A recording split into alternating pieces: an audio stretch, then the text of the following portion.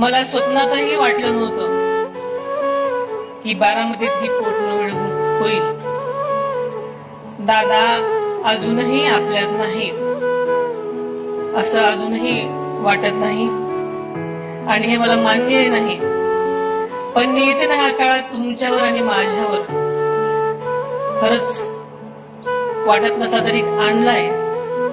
दादांचं जाणं ही केवळ माझी माझ्या कुटुंबाची वैयक्तिक हानी नाही तर बारामती, महाराष्ट्र आणि देशाची हानी झाली असं म्हटलं तरी वावगं ठरणार नाही.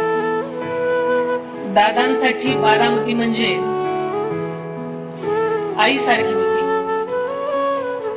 बारामतीचा केवळ प्रत्येक कार्यकर्ता नाही तर बारामतीचा प्रत्येक नागरिक हा दादासाठी खरा पांडुरंग होता.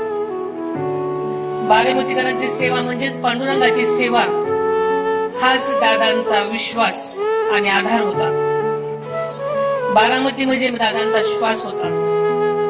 म्हणूनच त्यांचा अखेरचा श्वास देखील बारामतीच्या मातीतच विसावला. बारामतीतल्या प्रत्येक झाडात, फुलात, पानात, रस्त्यात, शाळेत, नदीच्या इमारतीत दादांचा स्पर्श आहे. त्या निर्जीव इमारती, ती न बोलणारी पानं आणि फुलं सुद्धा आज दादांच्या आठवणीने रडत आहेत.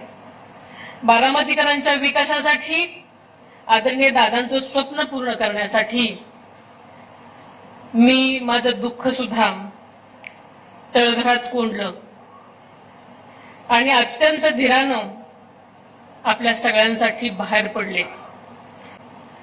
आदरणीय पवार साहेबांनी या बारामतीला विकासाचा दृष्टिकोन दिला. दादाने त्यावर आपल्या कष्टानं रंग भरले, कोंदण भरलं. हे बारामतीला फुलवलं, जगवलं आणि जागतिक दर्जाकडे नेलं. आपल्या बारामतीची प्रतिष्ठा जराही कमी होऊ देणार नाही हे बारामतीकरांना मी यापुढेही वचन देते.